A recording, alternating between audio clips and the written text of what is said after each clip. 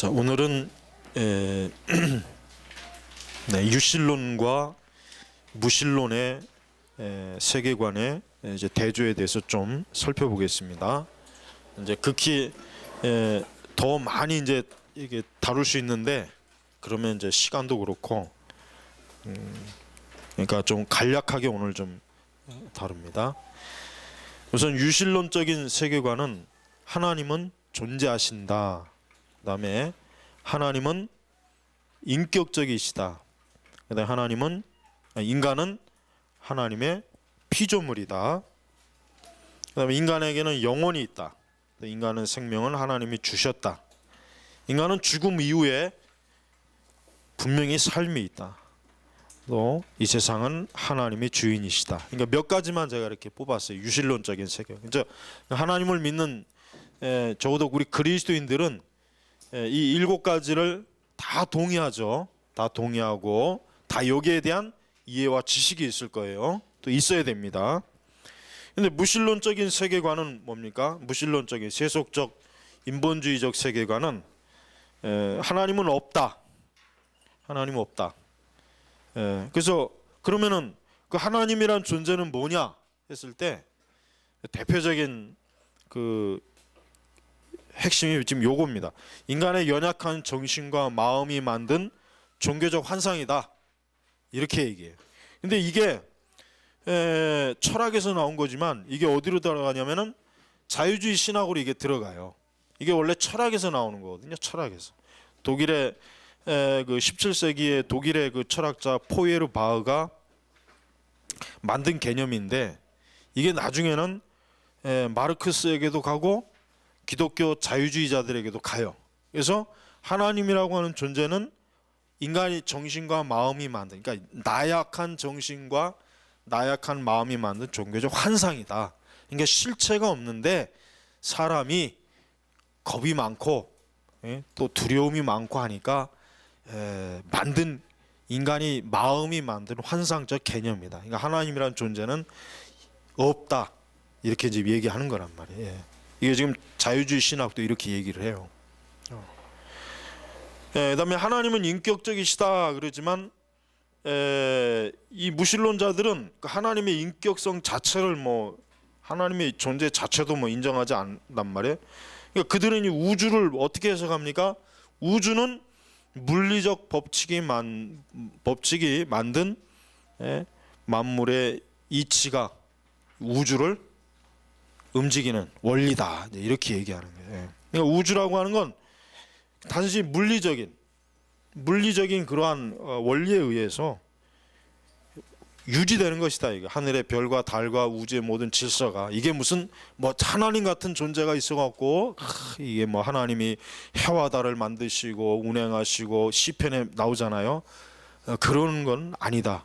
이게 무신론자들은 세속적 세계관의 사람들이 이랬단 말이에요. 여러분 지금 요 세속적 인본주의적 세계관이요 이게 지금 유럽에 있는 많은 대학생들이나 지성인들 미국에도 마찬가지예요. 다 이걸 믿어요. 특히 유럽 같은 경우는 이 세속적 인본주의적인 그 가르침이 중고등학교 아이들 또 대학생들 지성인들에게는 다 이게 있어요. 그러니까 유럽의 교회들이 폭삭 무너지는 이유가 뭐겠습니까? 이와 같은 것들을 이런 철학을 어디서요? 학교에서 배운단 말이에요. 그러니 그들에게 하나님이 아까 우리 7가지 하나님의 존재, 인격 이런 걸 얘기하면은 그들은 굉장히 원시적인 사람, 원시인으로 여기 원시인 아주 굉장히 참 종교성이 참 풍부하다, 아주 참 신기하다 그렇게 지금 사실 여깁니다. 그러니 그런 사람들하고 유일신 하나님 알라를 믿는 이슬람주의자들하고 이게 어떤 종교적 대결을 하면은 이기겠습니까? 못 이기죠. 그러니까 이슬람주의자들이 이 유럽에서 그렇게 확산할 수 있는 이유가 뭐냐면 무신론주의자들 하나님을 믿지 않는 저들과의 싸움에서 이슬람 원리주의자들이 이길 수밖에 없는 거예요. 사실은 만약에 유럽이 옛날 17세기나 18세기나 하나님에 대한 철저한 그 신학과 신앙으로 무장되어 있으면 절대로 이슬람이 뿌리를 내리지 못합니다. 절대로 뿌리 내리지 못해요. 그러니까 그걸 알아야 돼요.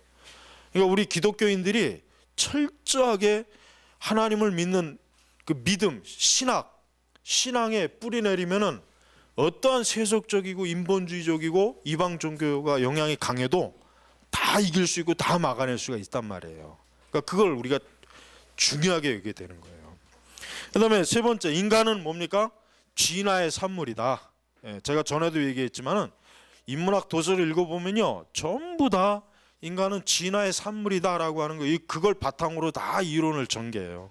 예외가 없습니다. 전부 다 의학 서적이든 기술 서적이든 뭐 문학이든 뭐 예술이든 다 인간은 진화의 산물이다. 인간은 창조주의, 그러니까 인간은 하나님의 피조물이 아니라 뭐냐, 진화된 것이다. 진화. 이런 것들이 교과서에서도 지금 들어와 있고, 많은 교과서에 지금 대학 교재에도 들어와 있고 의학 교재에도 많이 들어와 있어요. 그다음에 그 사회과학 분야도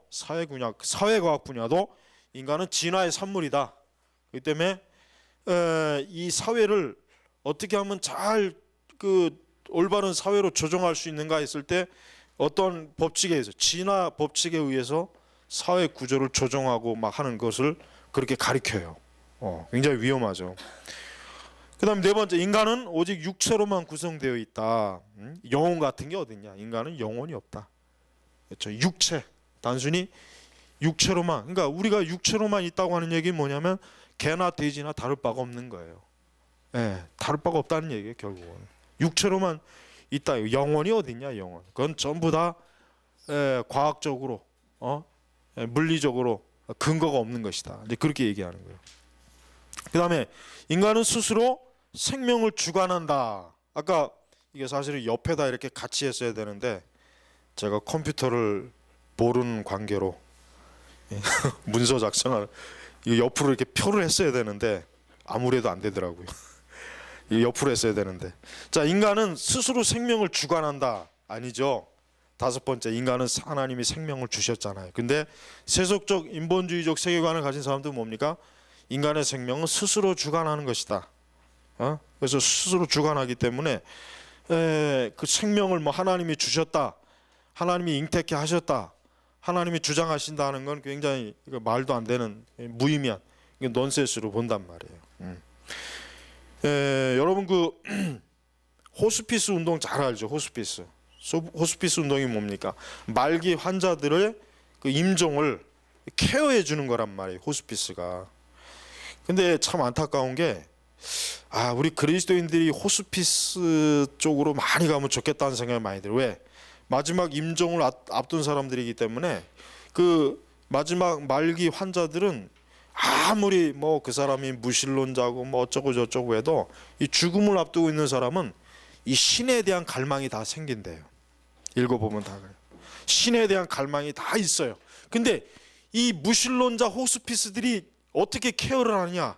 신 같은 건 없다. 그냥 마음을 평안하게 해라. 죽으면 네 존재가 다 그냥 무르되는 거기 때문에 두려워할 것이 없다. 이 호스피스들이 그렇게 한단 말이에요. 그게 참 안타까워요. 그러니까 우리 그리스도인들이 호스피스나 이런 거로 많이 좀 가면은 좋겠어요. 왜? 그럼 그들한테 어떻게든 복음을 전할 수 있잖아요. 생명, 구원, 인간의 사후에 영원이 있고 영생이 있고 얼마나 그 복음 전하기 좋습니까? 근데 이거 많은 호스피스 운동 자체가 사실은 이 무신론자들이 상당히 많이 그 영향을 많이 끼쳐요. 좀 안타까워요. 그래서 이 호스피스가 이 활동이나 이런 영향력이 있어서 우리 기독교인들이 좀 활동하면 진짜 좋겠어요. 그래야 죽음을 앞둔 말기 환자들에게 어때요? 죽음 이후의 그 영생, 천국, 이거를 그들에게 알려줄 수 있지 않습니까? 얼마나 좋아요. 응? 그 다음에 여섯 번째, 죽음 이후에, 이거 얘기했죠. 죽음 이후에는 무다, 아무것도 없다. 존재 자체가 소멸되기 때문에 인간은 살아있을 때 최선을 다해서 열심히 살고 자기 스스로 의미를 찾는 삶을 살자, 이런 걸 많이 해요. 그 미국의 대표적인 그 코스모스의 그 작가, 그저 과학자죠. 대중과학자로 굉장히 유명하죠. 그 사람도 결국은 신은 없다. 인간은 영혼이 없다. 죽음은 그냥 우주 안에 그냥 존재가 소멸해 버린다. 이렇게 그렇게 가르친단 말이에요. 이거 얼마나 참 허무하잖아요. 그러니까 그 사람들은 이 세상에서 이 세상의 삶의 의미를 굉장히 중요하게 여겨요. 세상의 삶의 의미를. 영원히 뭐 죽음 이후에 아무것도 없다고 존재가 소멸하니까 어때요? 내가 죽기 전에 최선을 다해서 이 땅에 존재, 의미를 부지런히 찾자. 굉장히 긍정적이에요, 사실은. 그러나 뭡니까? 무신론자이기 때문에 그래, 무신론자. 많은 과학자들의 생애를 읽어보면은 현대 과학자들은, 옛날 고전 과학자들은 하나님의 존재를 믿었는데 현대 과학자들은 하나님 믿는 사람이 별로 없어요. 물리학자들도 그렇고 천체 과학자도 그렇고 생물학자들도 의학자들도 그렇고 존재가 그냥 소멸한다고 이렇게 가르쳐요. 굉장히 참 무서운 거잖아요. 야, 내 존재가 소멸한다. 이게 얼마나 참 끔찍한 겁니까? 응? 일곱 번째, 이 세상의 주인은 인간이다. 세상의 주인은 인간이에요. 그러니까 인간이 이 세상을 마음대로, 인간이 생각과 계획과 질서대로 이 세상을 만들어야 된다. 이게 무신론자, 세속적 인본주의적 저자들은 다 이런 생각을 갖고 있어요. 제가 지금 짧게 지금 하는데 여러분은 아까 먼저 일곱 번째, 즉 유신론자, 하나님을 믿는, 성경을 믿는 사람들은 이 일곱 가지의 내용에 다 동의합니다. 누구나 다 동의해요. 적어도 성경을 바르게 읽고 신앙을 바르게 가지고 있는 사람이라면 이 앞에 있는 일곱 가지를 다 믿고 인정해요. 그러나 반대로 하나님의 존재를 믿지 않고 기독교적인 세계관, 성경적 세계관이 없는 사람은 어때요? 그 하나하나 보십시오. 하나님은 없다. 하나님은 그저 인간이 종교적 감정에 의해서 만든 환상이다. 그다음에 우주의 물리적 법칙은 어떤 인격적인 법칙이 아니라 물리적 법칙에 의해서 우주가 돌아가는 거다. 해와 달이 돌아가는 건 다 저 해와 달이 그러한 물리적인 환경에 놓여 있기 때문에 그러는 것이지 무슨 하나님이 해를 붙잡고 달을 붙잡고 그런 것이냐? 그건 말도 안 되는 것이다. 응? 근데 또 인간은 진화의 산물이다. 특별히 이 진화의 산물이라고 하는 게 참 무서워. 왜?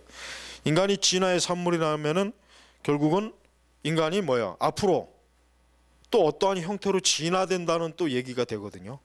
이게 지금 완성된 게 아니에요. 더 진화돼요. 어떻게 진화됩니까? 어떻게 진화될까요? 어떻게 진화되냐? 앞으로 인간은 기계가 됩니다. 기계. 그게 그걸 어디서 보여줍니까? 영화. 트랜스포머. 여러분 트랜스포머가 굉장히 재밌잖아요. 막 기계들이 나와서 막 지들끼리 싸우고 말하고. 근데 그게 뭘 얘기하는 거냐면 앞으로 인간은 기계가 돼야 된다. 기계가 된다. 그 영화는 그 의미를, 그 철학을 나타내는 거예요. 앞으로 기계가 되어서 기계처럼 강하고 힘이 세워지고. 그래서 저한테 얘기했지만은 뭐 지금 구글에서도 벌써 이제 이 스마트폰 자체를 이 안경, 얼마 전에 뭐 외신에 보니까 세르게이가 딱 이 안경 형태의 스마트폰을 착용하고 있는 게 이렇게 사진에 딱 찍혔더라고, 지하철에. 그러니까 이제 앞으로 이제 그 50년, 적어도 50년 안에는 이 전자, 정보, 기계 이런 것들이 사람 몸으로 다 이제 들어옵니다. 이 두뇌도 우리 머릿속에 있는 것도 다운로드가 다 되고, 백업도 되고, 지우고. 그래서 인간 이 두뇌 자체가 어때요? 이 두뇌 자체를 영구 보존해 가지고 몸을 기계로 바꿔버려요.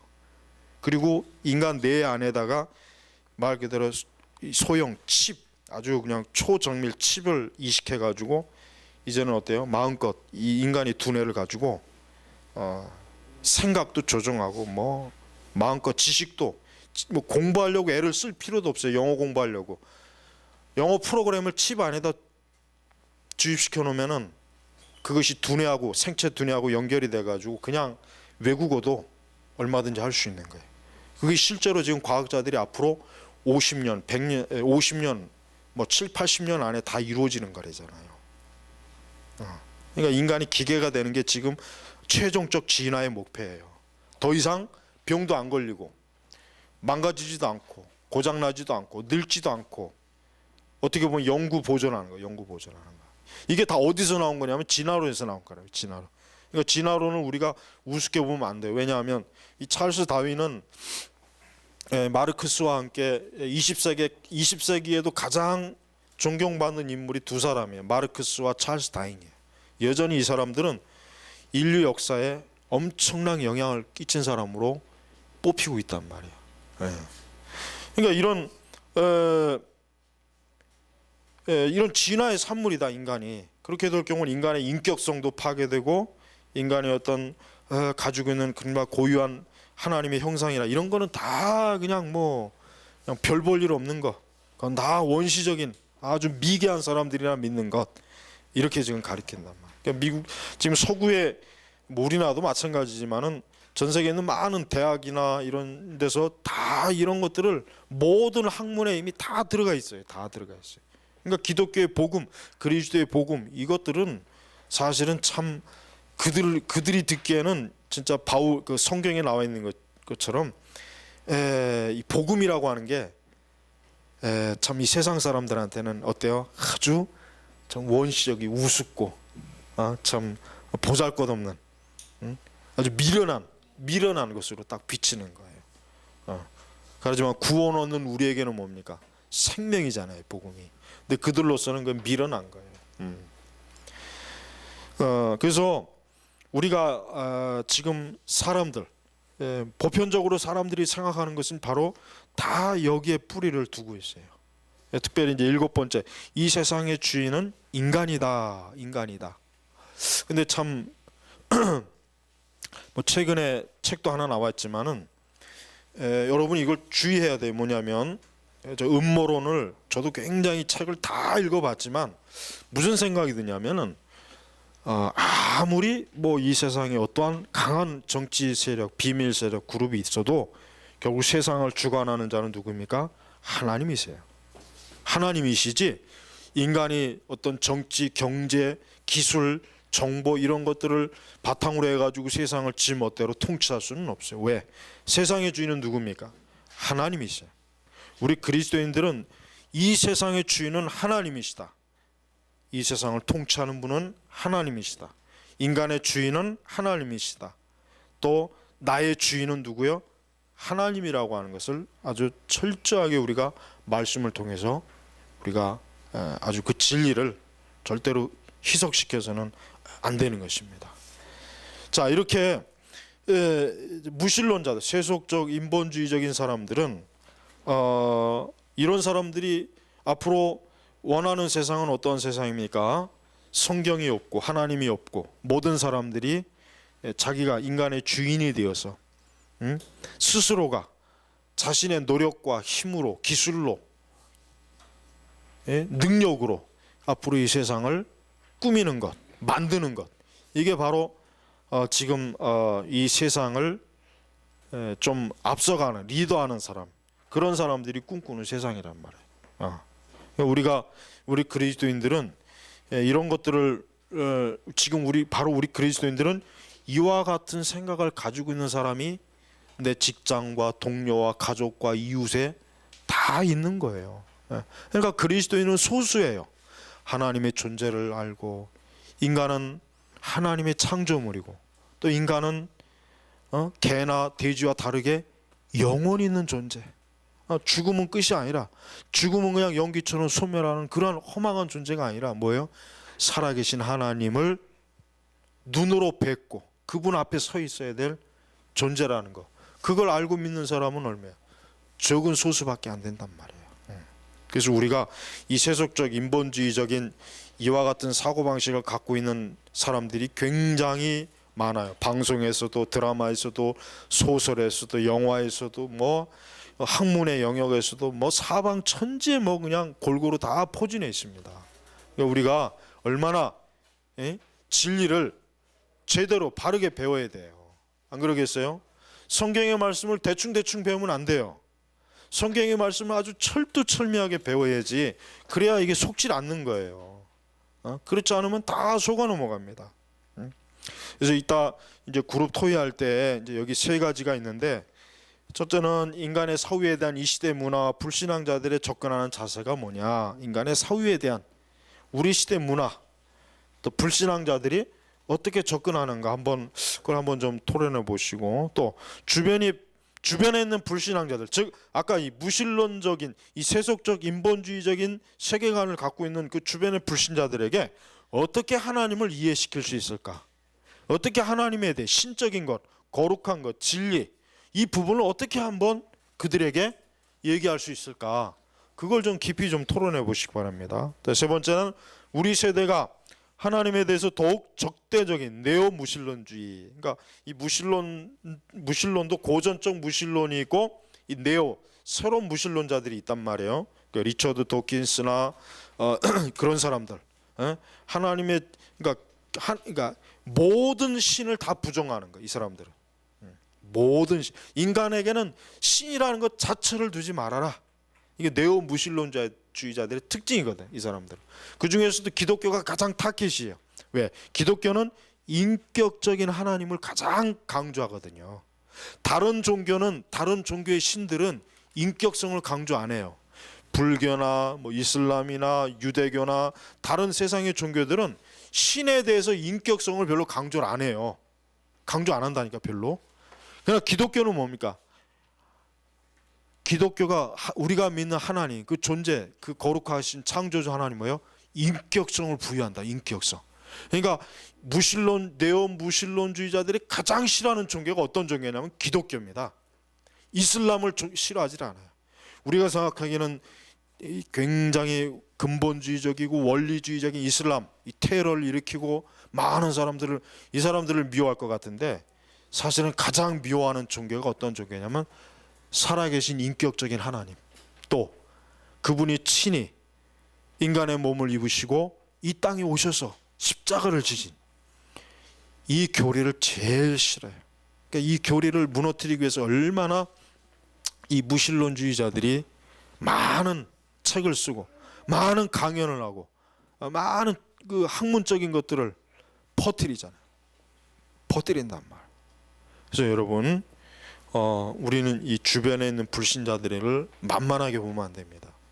그들을 만만하게 보면 큰일 나요. 오히려 어설프게 우리가 진리를 모르면은 주변의 불신자들에게 오히려 톡톡히 당한단 말이에요. 굉장히 그들은 아주 정교한 불신앙적인 무신론적인 이론을 가지고 우리 기독교를 공격하고 있어요.